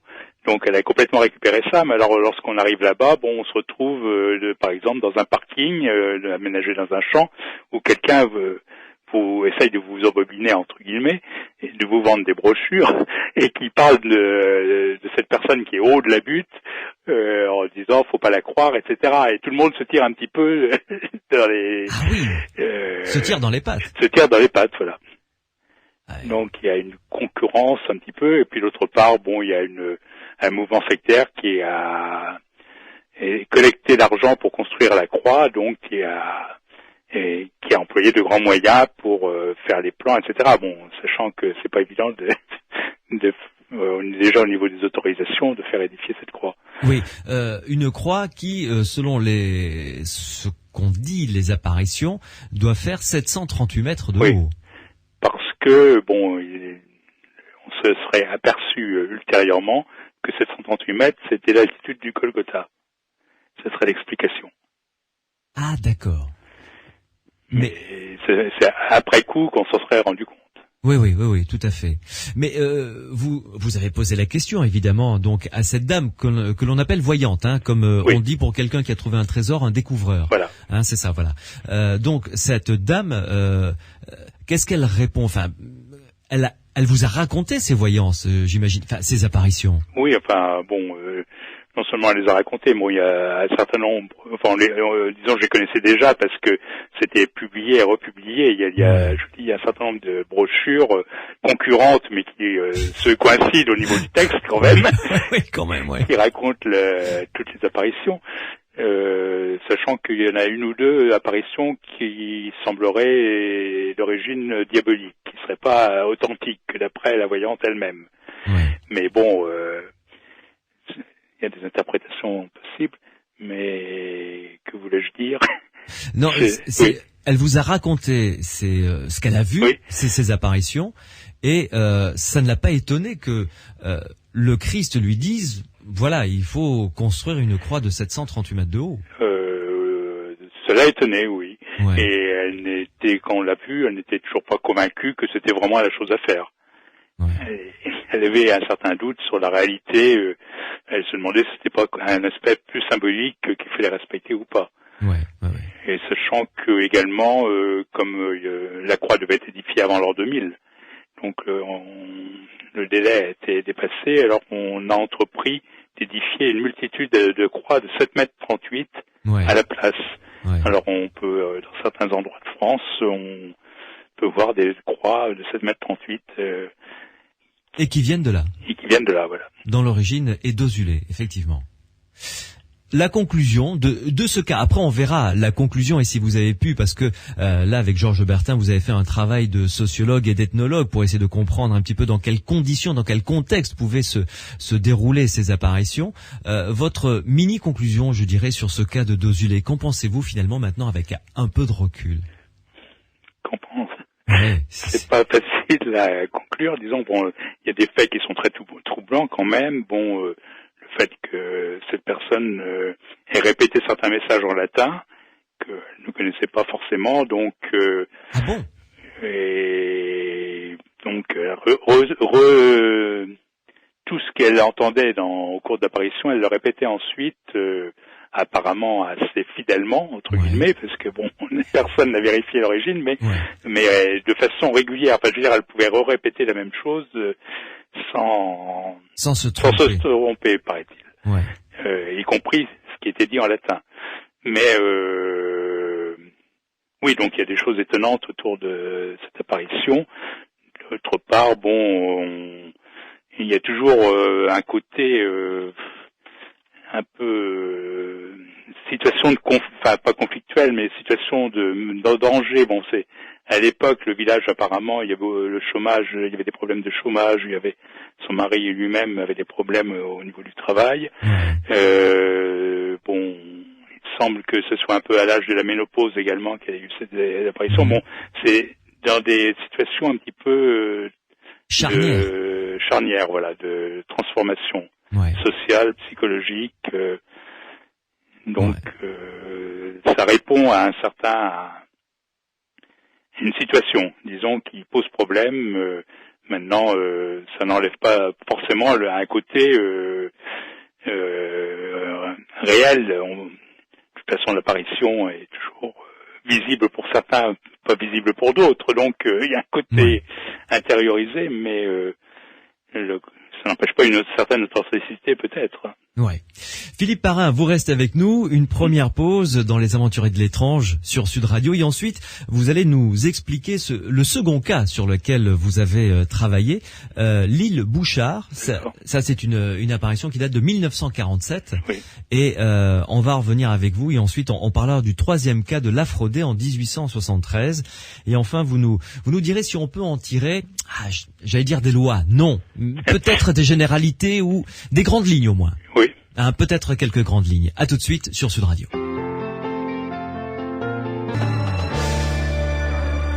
Tina Arena sur Sud Radio dans Les Aventuriers de l'étrange. Ce soir, c'était Je m'appelle Bagdad. Je vous rappelle le titre d'un bon livre si vous vous intéressez aux apparitions. Ça s'appelle Apparition, Disparition de Georges Bertin, avec tout un aéropage de plusieurs spécialistes qui l'ont aidé chacun dans leur domaine, dont Philippe Parrain qui est en notre compagnie, qui a enquêté sur plusieurs cas. Ce livre est aux éditions Déclin de Bauer. Jusqu'à minuit, vous pouvez nous envoyer vos SMS Sud un espace, votre question, votre réaction au 71 200 sur les apparitions religieuses, ou nous appeler encore de vive voix au 0826 300 300. C'est notre standard.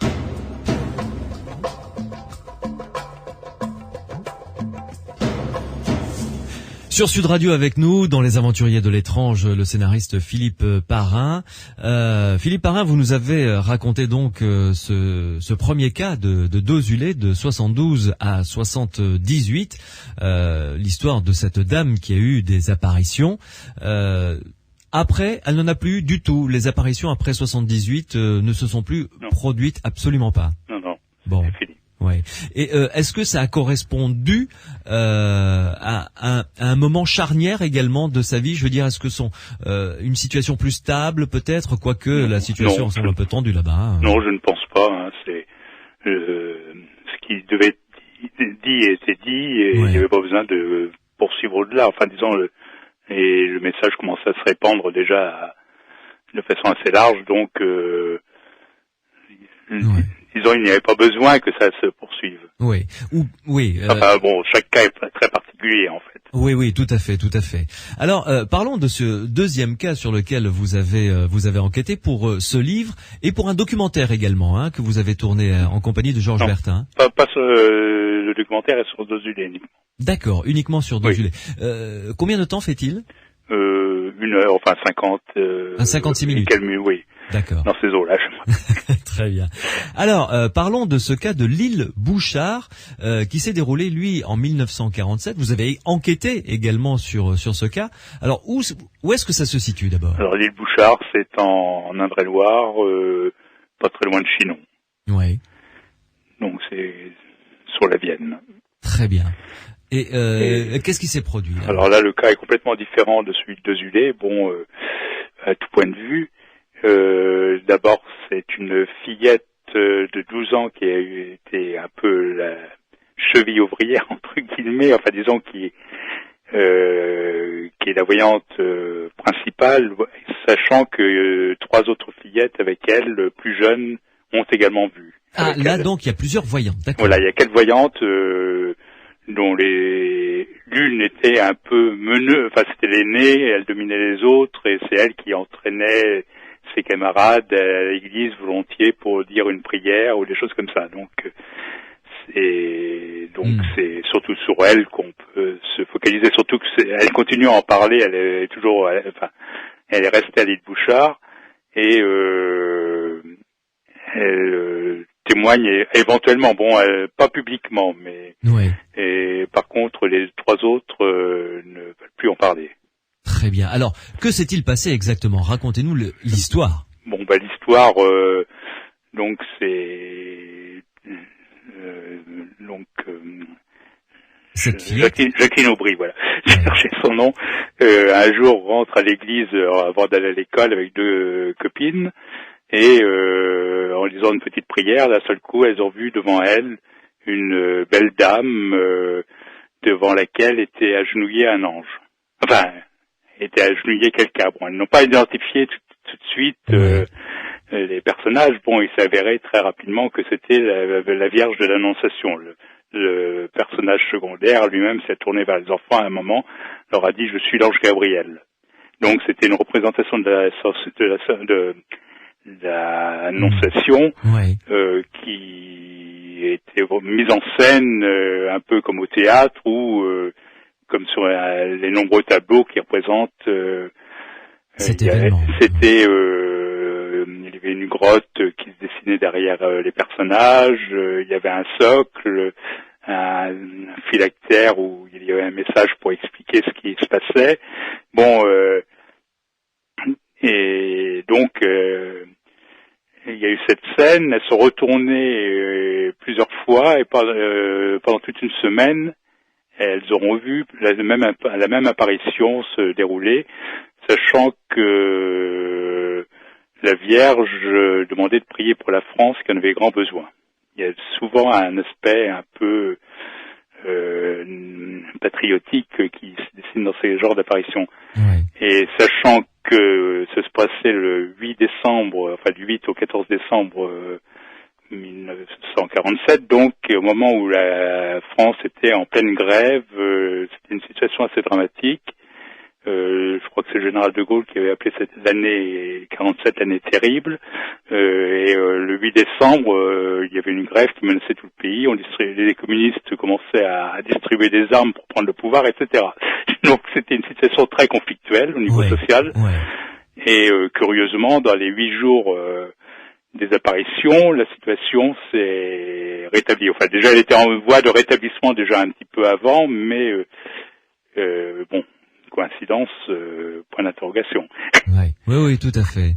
Et encore une fois, on y reviendra tout à l'heure, la situation était compliquée. La situation était encore une situation charnière. Très, très conflictuelle, à ce moment-là. Plus qu'à Desulé. Mais par contre, je pense que la voyante, elle avait 12 ans, elle ne devait pas trop se sentir concernée par cette situation. C'est simplement à l'école le matin, quand même, une institutrice, une sœur, je sais plus, leur avait demandé de prier pour la France qui en avait grand besoin, terme que la Vierge a repris par la suite. Très bien. Donc il y avait quand même un petit avertissement.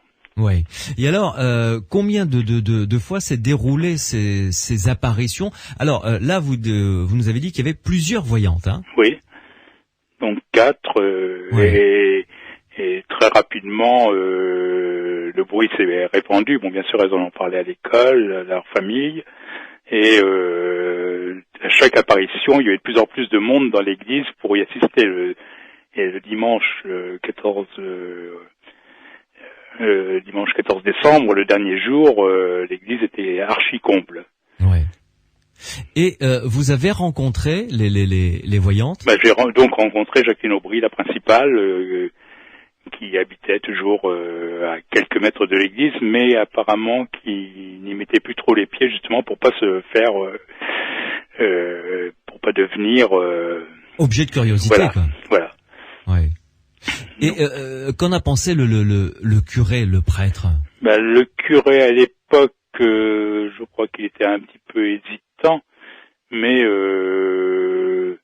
pas vraiment opposé. Alors là, par contre, contrairement à Desulé, l'Église n'a pas interdit quoi que ce soit, mais n'a rien reconnu. Donc officiellement l'apparition n'est pas reconnue, mais un hôtel a été aménagé quand même, pas un hôtel. On a comme la Vierge avait demandé, on a fait une représentation de cette apparition à l'endroit où elle avait eu lieu. Donc il y a toujours une sculpture, qui met en scène toujours la grotte, la Vierge et l'ange. Ils sont toujours là, et tous les ans, la date anniversaire, il y a une cérémonie où on ne parle pas de l'apparition, mais où on prie la Vierge et qui attire des foules importantes. Ouais. Et vous avez donc eu l'occasion de rencontrer cette dame. Que vous a-t-elle dit finalement? Rien d'extraordinaire en fait. Autant que je me souvienne, elle a reparlé de ce qu'elle avait vu, quoi. Mais elle n'a pas voulu. Je crois pas qu'elle soit beaucoup étendue. Elle est restée, disons, discrète sur tout l'ensemble des choses. Ouais. Et les trois autres, elles étaient combien? Quatre, oui. En tout, voilà. Et les trois autres voyantes, elles, en revanche, n'ont pas témoigné. Ne témoignent pas, parce que Jacqueline Aubry continuait, elle, à témoigner. Elle faisait partie du mouvement charismatique et c'était un peu sa façon de continuer à témoigner. Tandis que les autres, effectivement, ne sont plus sur place et je crois qu'elles n'en ont jamais parlé. Ouais, c'est marrant, mais c'est marrant. Non, ce qui est étonnant, c'est que autant la voyante de Dozulé que celle que vous avez rencontrée donc à l'île Bouchard et qui a eu ce phénomène de voyance, donc d'apparition en 1947, les deux se rejoignent sur un point, c'est que à partir d'un certain moment, elles se mettent de côté et elles ne veulent plus être pris dans la tourmente, quoi, en quelque sorte. Oui, c'est ça. Alors, sauf que à Dozulé, il y a une vraie tourmente et la voyante se maintient vraiment à l'écart, tandis qu'à l'île Bouchard, il n'y a pas de tourmente. Ouais. Vu que c'est toléré dans l'Église, il n'y a pas eu il y a pas de récupération, sinon par le mouvement charismatique, mais bon, qui est plus un encadrement qu'une prise de possession. Oui. Et Jacqueline Aubry reste en contact avec ce mouvement. Et elle s'est expliquée pourquoi elle? Non. Ouais. Et je crois que c'est un peu inexplicable, surtout pour les personnes qui le vivent. Bon, c'est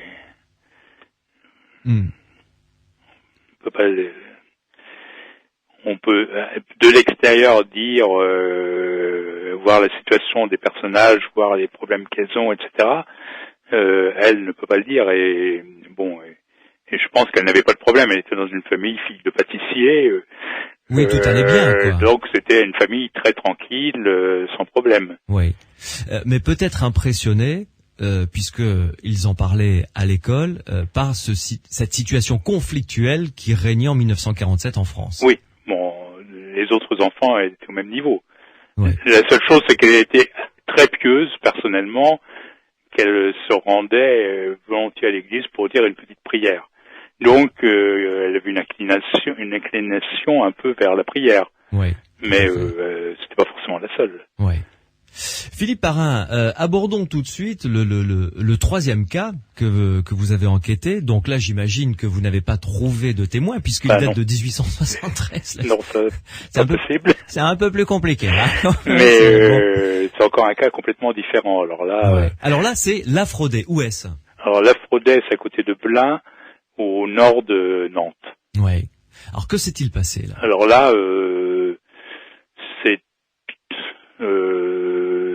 vous disiez que ça s'était passé en 73. En fait, ça s'est passé de façon quasiment continuelle de 1873 à 1941. Ah, quand même. Oui. La voyante donc avait 23 ans au début. Ouais. Elle est morte à 91 ans et elle est restée. Elle a eu des apparitions et des phénomènes extraordinaires toute sa vie. Sachant, bon, elle est au départ, elle était malade et la Vierge, on avait déclaré un cancer ou quelque chose d'assez grave, et la Vierge lui est apparue pour lui promettre la guérison tel jour, etc. Et elle a effectivement été guérie, mais la Vierge lui a demandé de souffrir, enfin disons, il y a une demande de souffrance pour racheter le monde, etc. Ouais. Donc toute sa vie, elle a souffert, elle a été stigmatisée partout. Bon, disons, elle a eu les mains percées, les pieds percés, la couronne, les traces de la couronne d'épines autour de la tête. Ah bon? Elle a eu une union spirituelle, enfin, elle était mariée spirituellement à Jésus, a eu l'annulaire, la marque de l'alliance imprimée sur son annulaire, etc. Bon, mais elle a eu des apparitions multiples et disons, on pourrait dire qu'elle a tout vu. Elle a vu aussi bien Satan que Jésus, la France incarnée, je ne sais combien de saints différents qui lui sont apparus, le pape, j'en passe pas mal. Ouais. Donc il y a eu beaucoup de mise en scène durant toute sa vie. Bon, elle a été jetée à terre par le diable, rouée de coups, elle a fait de la lévitation. Bon, c'est un vrai roman. Ah, c'est très surprenant ce cas. En plus, je n'en avais jamais entendu parler. C'est effectivement, c'est un cas qui le site existe toujours. On peut visiter la chambre, enfin la maison où elle habitait, parce qu'elle est restée clouée au lit toute sa vie quasiment. Ouais. Elle est en 40, je crois. Elle s'est absentée un petit peu de son hameau à cause de la guerre, mais elle y est vite revenue mourir. Donc elle n'a pas bougé quasiment de son lit, où elle aussi tous les vendredis elle subissait le chemin de croix, elle faisait le tour de sa chambre en souffrant. Ouais. Mais vous avez retrouvé beaucoup de documents sur le cas de cette dame, donc. De documents, j'en ai pas vu. Enfin, j'ai lu, il y a pas mal de choses qui ont été écrites quand même autour de ça. Mais par contre, toutes ces apparitions, enfin tout ce qu'elle a vu en extase, disons, c'est elle racontait ce qu'elle voyait, et il y avait des proches, des fidèles entre guillemets, qui notaient tout ce qu'elle racontait. Et ça fait des milliers et des milliers de pages qui sont de côté, mais auxquelles on ne peut pas accéder. Ouais. Mais les stigmates ont été constatés par des docteurs? Ah oui, absolument, oui. C'est pas la seule stigmatisée. Il y en avait déjà à l'époque, il y en avait. C'était assez répandu entre guillemets. Enfin, il y a plusieurs cas, y compris des cas observés à l'hôpital de la Salpêtrière au niveau de la psychiatrie. Donc, où ça se situe? Les stigmates étaient vraiment réels. Où se situe l'origine et comment faut les interpréter, c'est encore une question qui reste ouverte, je crois. Il y a certainement de l'autosuggestion, il y a peut-être, pourquoi pas, un phénomène extraordinaire. Ça, c'est un cas évidemment tout à fait particulier. Philippe Parrain, une dernière pause et on se retrouve tout de suite après pour... on en avait parlé lors de la préparation de cette interview, essayer d'en extraire finalement peut-être quelques généralités, quelques grandes lignes qui pourraient, comment dirais-je, je vais reprendre vos propres termes, qui pourraient dire dans quelles circonstances finalement les apparitions seraient à même de se produire, comme une espèce de recette en tout cas, hein, c'est le terme que vous avez employé. Vous restez avec nous, une pause et on se retrouve tout de suite après sur Sud Radio dans Les Aventuriers de l'étrange. Les Aventuriers de l'étrange sur Sud Radio avec ce dossier d'apparition religieuse. Nous en parlons avec Philippe Perrin qui a participé à la rédaction d'un livre signé Georges Bertin et de tout un groupe de spécialistes. Le livre, je vous le recommande, c'est aux éditions Déclin de Bauer. De Bauer avec un W-E-R à la fin. Hein. Déclin de Bauer. Apparition, disparition. Philippe Parrain, une dernière ligne droite, un petit bout de conversation avec vous avant de refermer ce dossier. On peut presque faire le parallèle avec le cas que vous nous avez décrit de cette dame qui a vécu à Lafrodet, donc en 1873 et qui est décédée en 1941. On pourrait presque faire le parallèle avec le cas de Marthe Robin. Hein, presque. Oui, bien sûr, oui. Avec les stigmates, avec cette... je crois même que... oui, non, ça ne concerne pas la Frodey, mais c'est l'île Bouchard, il me semble que Marthe Robin aurait eu la vision de l'apparition, enfin, je sais plus, enfin bon. De l'île Bouchard, il y aurait, oui. Je crois que... D'accord. Il y aurait eu, il y a des ponts qui se font entre les différents phénomènes, de même que les pèlerinages se font souvent en circuit de l'un à l'autre. Ouais. Et alors dites-moi, pour conclure, Philippe Parrain, c'est à travers les plusieurs cas. Bon, vous avez participé à la rédaction du livre de Georges Bertin, vous l'avez lu évidemment. Est-ce qu'on peut sortir, je ne sais pas, enfin, en extraire peut-être quelques grandes lignes, à savoir que ces apparitions se produisent au moment charnière, au moment conflictuel, au moment difficile, peut-être dans la vie des personnes qui le vivent ou dans la vie sociale? Oui, il semble que ce soit presque toujours le cas. Maintenant, on peut toujours dire qu'il y a toujours des problèmes, oui. Mais souvent, ça peut être au niveau des personnes, ça peut être, on l'a vu au moment de la ménopause pour l'osulé, sans doute au moment de la puberté pour l'île Bouchard. Ouais. La Frodey également. Il semble que la voyante ait eu son médecin ait essayé d'abuser d'elle peu de temps avant la première apparition. D'accord. Donc il y a eu un choc. Il y a également eu un choc, certainement, surtout qu'elle était extrêmement pieuse plus que ça. Ouais. Donc il y a toujours un choc psychologique, choc historique ou social également. Donc on l'a vu pour l'île Bouchard. C'est pareil pour Pontmain, ou qui arrive pendant la guerre de 70, au moment où les Allemands, les Prussiens envahissent la France. C'est souvent à des moments comme ça. Alors maintenant, est-ce que la crise de banlieue récemment a déclenché des apparitions? Je sais pas. Il faudrait le vérifier. Oui. Mais pourquoi pas? Mais voilà, il y a cette espèce de socle, en tout cas, sur lequel on peut s'appuyer éventuellement. Oui. Maintenant, c'est pas une recette infaillible, je ne crois pas. Évidemment. Et alors, il y a toujours aussi, c'est pas vrai pour l'île Bouchard, mais souvent une revanche sociale. C'est des gens modestes et dans le groupe qui les entoure, qui fait résonance autour d'eux, il y a assez souvent une châtelaine, quelqu'un de riche, d'aristocratique, ou tout au moins de riche, qui s'attache, qui fait un doublé un peu avec la voyante et qui permet de dépasser une certaine situation sociale. Ouais, également. De part et d'autre d'ailleurs, parce que il y en a une qui se rachète, d'un côté on se rachète en participant à ce phénomène et d'un autre côté on est valorisé, quoi. Évidemment. Merci beaucoup en tout cas Philippe Parrain de nous avoir décrit ces quelques cas d'apparitions religieuses tout à fait fascinants, différents, mais aussi fascinants les uns que les autres. Et je rappelle donc le livre auquel vous avez participé avec Georges Bertin aux éditions des Clés de Brouwer, c'est Apparition, Disparition. Philippe Parrain, bonne fin de soirée, bon début de nuit plutôt. Merci, vous aussi.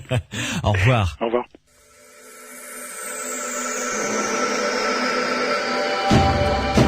Che se Lorio Massarini sostiene Regina Forza.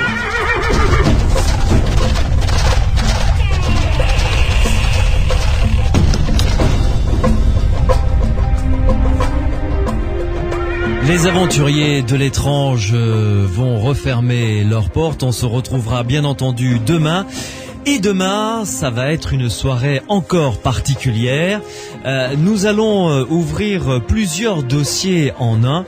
Nous allons parler du phénomène Da Vinci Code. Vous le savez, le roman de Dan Brown qui s'est vendu à quelques 30 millions d'exemplaires, traduit dans plusieurs dizaines de langues différentes. 30 millions d'exemplaires, c'est un best-seller énorme et qui pose des questions. C'est un roman. Attention, c'est un roman, c'est-à-dire que c'est le fruit de l'imagination d'un romancier, en l'occurrence Dan Brown, mais qui s'est basé sur des faits historiques réels et qui a commencé après à partir dans son imaginaire. Alors, Jusqu'où? Quelle est la frontière entre l'imaginaire et les faits? C'est ce que nous allons essayer de découvrir à travers les quelques pistes qu'il a ouvertes, à savoir, le Christ a-t-il eu une descendance avec Marie-Madeleine? Le Christ était-il finalement un homme comme tous les autres, un prophète, quelqu'un d'extraordinaire évidemment, mais un homme tout simplement? C'est ce que nous verrons avec les spécialistes que nous aurons autour de nous, avec moi à ce micro dans les aventuriers de l'étrange. Le prieuré de Sion, qui dans le roman de Dan Brown est un ordre chargé de veiller à ce que la descendance du Christ et de Marie-Madeleine soit toujours en vie pour contrer les machinations de l'église romaine, l'église catholique et de l'Opus Dei. Qu'est-ce que le prieuré de Sion? Est-ce qu'il a réellement existé? Est-ce que Victor Hugo? Est-ce que Debussy? Est-ce que Newton? Est-ce que des gens comme Jean Cocteau ou Léonard de Vinci ont été les grands maîtres de cet ordre secret évidemment? Qu'est-ce que l'Opus Dei? Nous en parlerons demain dans cette émission des aventuriers de l'étrange, spéciale Da Vinci Code, et préparez-vous à quelques révélations tout à fait étonnantes sur l'univers de Dan Brown et du Da Vinci Code. Passez une bonne nuit et à demain sur Sud Radio.